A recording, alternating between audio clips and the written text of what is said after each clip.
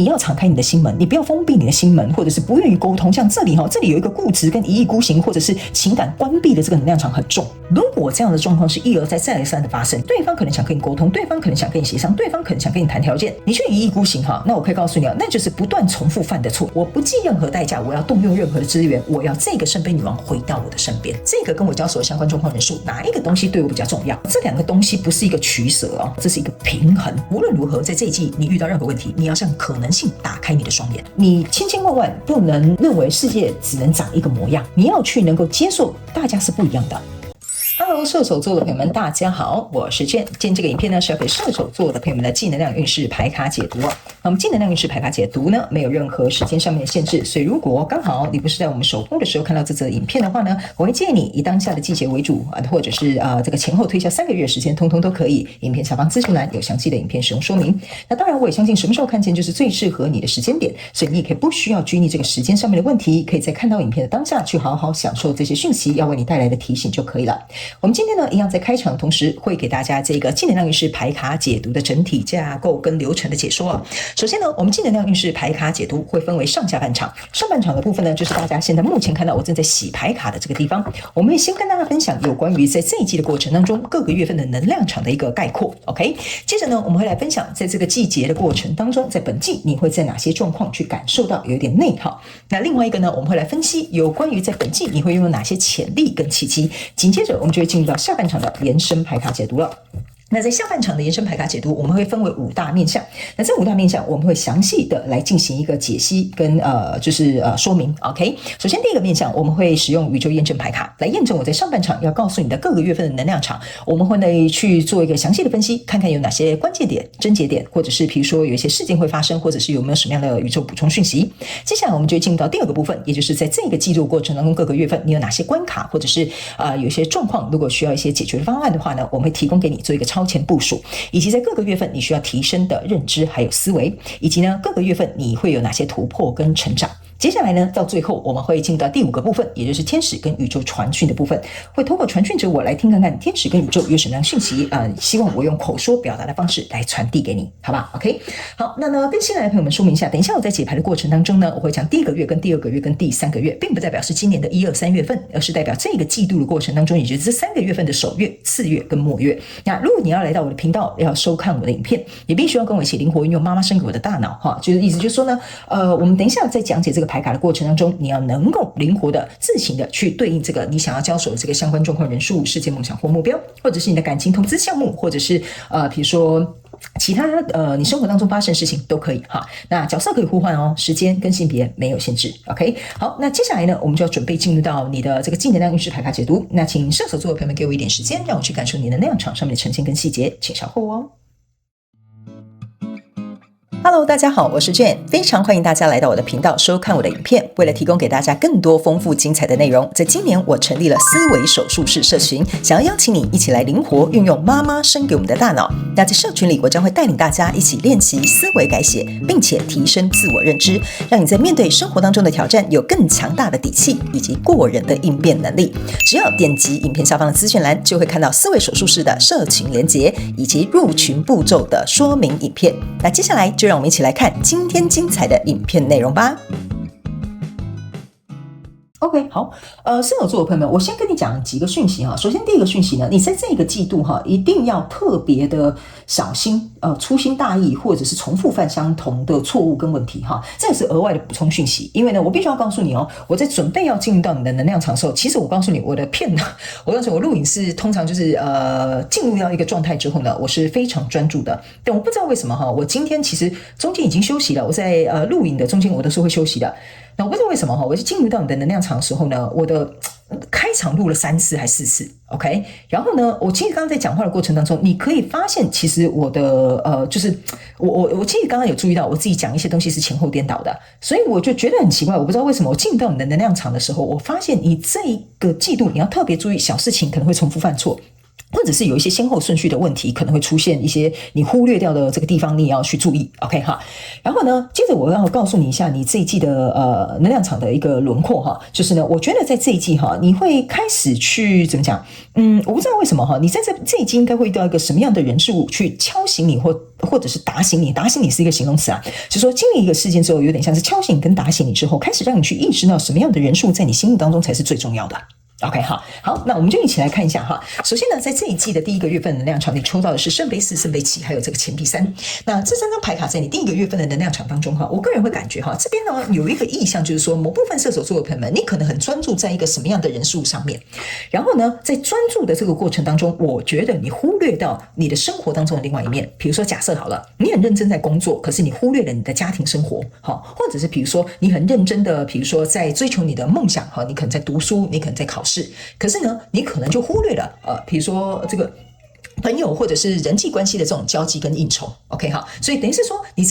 在生活的某个面向，它失去了一个平衡 ，OK， 这个钱币3是给我很明显有这样的一个状态。然后呢，来到这里呢，这是一个圣杯7，然后还有一个圣杯4。那圣杯7加圣杯4象征的其实是圣杯10，但是呢，你注意看哦，这7个圣杯哈，还有这3个圣杯都是空的。只有这个圣杯是你在喝的，就是里面是有水的。你仔细看哦，里面是空的。OK 好，所以呢，我个人会感觉你在努力的这个面向哈，不是说它不重要，我的意思是说它当然也很重要，可是你可能因此而在另外一个生活的面向当中失去了一个平衡。还有这个圣杯10之所以为什么会是空杯，就代表说失去平衡的那个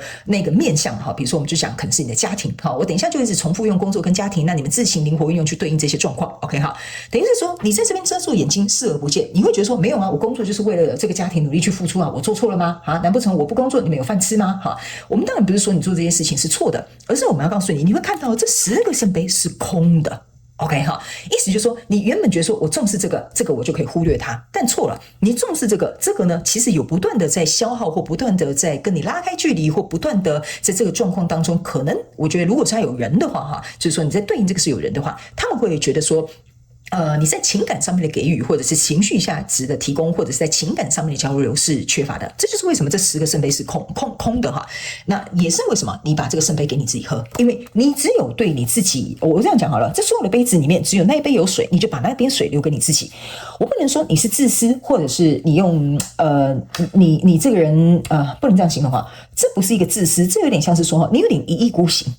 那当你太专注一意孤行的过程当中你就会忽略旁边的东西，你懂我意思吗？你的状态有点像是那个马眼睛，你又看到那个马眼睛旁边会有2块东西遮住他们的眼睛，就是会让他们专注在直的这一条路，不要看到旁边的东西不要受到惊吓。我觉得你就是进入到非常专注的一个状态里面去 OK 哈，所以呢变成是说你有点像是自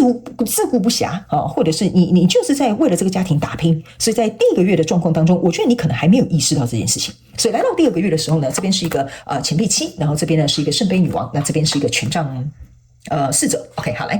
在第2个月份的时候，我觉得你开始意识到这件事情了。什么意思呢？就是说呢，在这个我先告诉你，他们叫我用这样的顺序跟你讲哈。你注意看到这边是有一个圣杯女王的，这个圣杯女王是有另外一个人递上一个更大的圣杯的，所以这个圣杯女王我总觉得这个是你原本应该要我这样讲你这边原本失去的那个人事不是失去平衡的那个人事物，就是这个圣杯女王。OK， 所以呢，当他在失去一个平衡的过程当中你看有人把这个最大的圣杯递给他了，意思就是说这边圣杯全部都是空的。我就这样讲，在家里，比如说就是你没有花时间陪你的小孩，没有花时间陪你的伴侣 ，OK 哈，这个时候就会有人把这个圣杯递给他了。所以呢，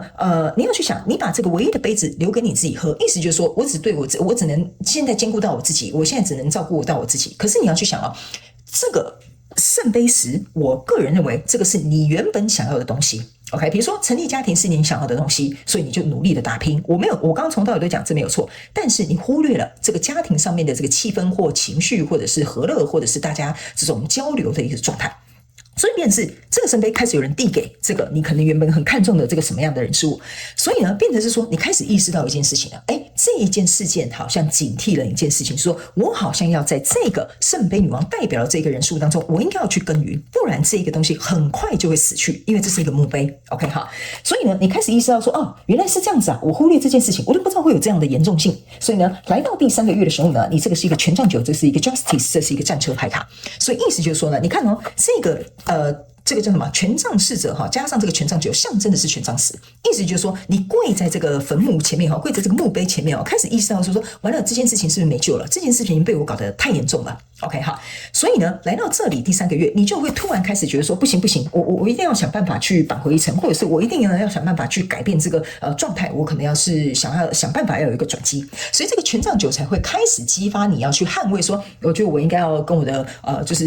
小孩多相处，不然他们连谁是爸爸谁是妈妈都认不出来了。OK 哈，或者是我应该要跟我的伴侣要交流，因为他们应该也要有一个公平的对待。所以我觉得在第3个月之后，你意识到这件事情的时候，我觉得你会开始起身行动，并且坐上这一台战车。你觉得这个不行，我这个可能没有办法去拖下去，或者是这个东西我应该要想办法去把它力挽狂澜。OK 哈，所以我觉得在这一季呢，你应该有一个非常重要的交手相关状况人数很重要，但你忽略它了，所以发生了一些事件之后呢，你才会意识到这件事情在你心目中的地位或重要性。好，来，接下来呢，这只是基础的轮廓，我们之后呢，会在下半场延伸牌卡解读，用宇宙验证牌卡详细的来剖析里面的事件、关键点，或者是有什么样的补充讯息。我们先来看看在这一季你会在哪些状况里面感到内耗。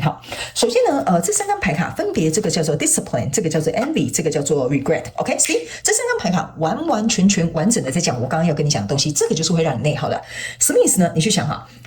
这个 discipline 呢，象征的意思就是说，你他们就用这个。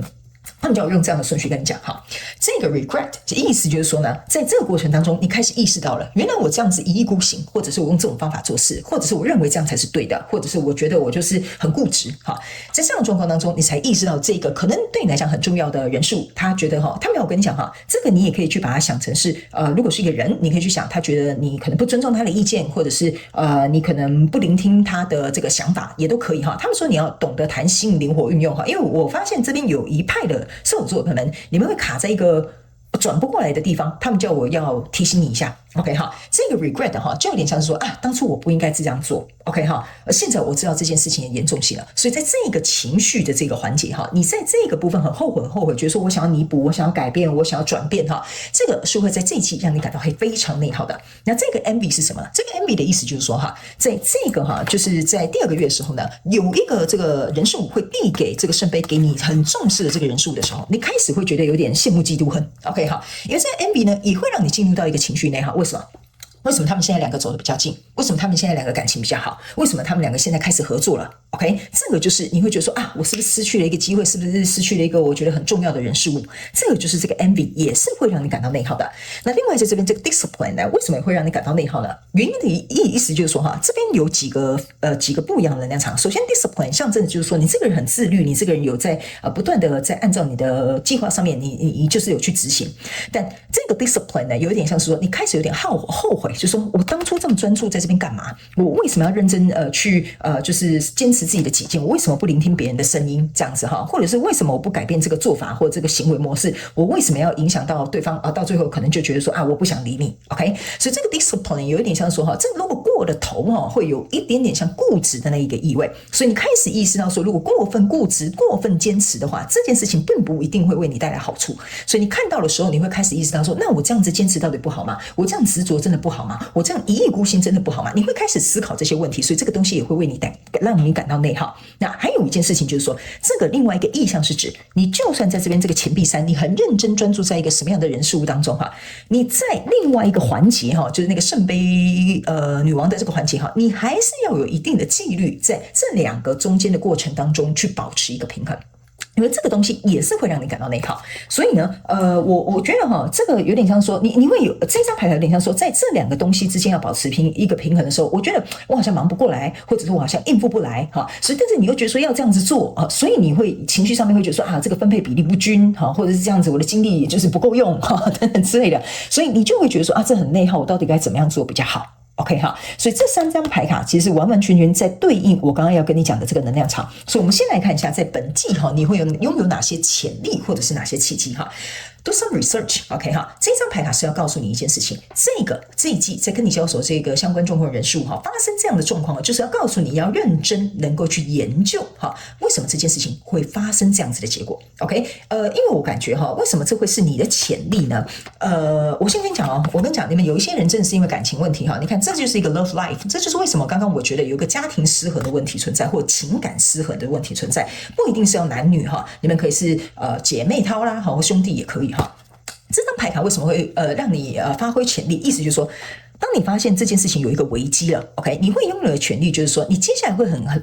我这样讲好了，你接下来会很会看人家的脸色 ，OK 哈，或者是很容易去注意到别人的需求。OK， 因为 do some research 的意思就是说，从这件事情过程当中啊，我知道原来这会有影响力，这可能会引发可能我不想要的这个后果，所以接下来你就会懂得看人家的脸色，或者是去知道别人的需求，或者是发现这件事情应该在这里的时候，我要先赶快要怎么样处理。所以这个是你在透过这个事件的过程当中，你会开始。我这样讲好了，磨练你的眼力 ，OK 哈，或者是比如说去让你在怎么讲，让你在事情要演变到一个比较不可收拾的状况之后呢，你知道哈，你 do go research 哈，就是说我知道哈，再这样下去可能会发展成什么样的情势，好，所以我赶快先去踩个刹车哈。这个就是你在这一季经历过这些事情之后，你会拥有的一个潜力。那你的契机在这边，这个叫 love life，OK 哈。这张牌卡呢，其实不是只有单纯讲感情啊，这张牌卡是要告诉你哈，如果呢在这一季的过程当中，你真的是在对应人际关系哈，你的契机就是这个人际关系，不管是什么样的关系哈，男男女女、女女男男都可以哈。代表说这个人际关系它是有机会来到让你们能够互相去证明你们之间的爱意哈。这个爱意不一定是只有男女朋友，这个爱意是指我可能很重视你这个兄弟好，或我可能很重视你这个闺蜜，或者是我可能很重视这个家庭。OK， 所以这个契机是让你们有一次的机会能够了解彼此的心意。OK， 好，所以以上这个是上半场的正能量运势牌卡解读。接下来我们要进入到下半场的延伸牌卡解读。那在下半场的延伸牌卡解读呢，我们总共会分为5个面向来做一个详细的剖析跟说明哈。首先呢，第一个部分我会用宇宙验证牌卡来详细的告诉你各个月份它到底有什么样的症结点，什么样的事件，有什么样的一些补充说明在里面，我都会详细的做一个解说。第二个部分，我们会来看看各个月份跟本季度的过程当中，你需要提升什么样的认知跟思维。OK， 第三个部分，我们会来看看在各个月份呢，你如果遇到一些关卡，我们有一些解决方案，让你超前部署一下哈。第四个部分，我们会来看各个月份跟本季度你会有哪些突破跟成长。最后，我们会进入到天使跟宇宙要给你的这个讯息，好吗 ？OK 哈。如果呢你想要来参加我们这个下半场的延伸牌卡解读，那我们下半场的延伸牌卡解读的这个影片就在这次影片的下方资讯栏的第一行，你可以轻松找到这个连结，好吗 ？OK， 好，那以上呢，祝福你射手座朋友们，非常感谢你来收看我的影片，也希望你会喜欢。那我们就下半场延伸牌卡解读见喽，拜拜。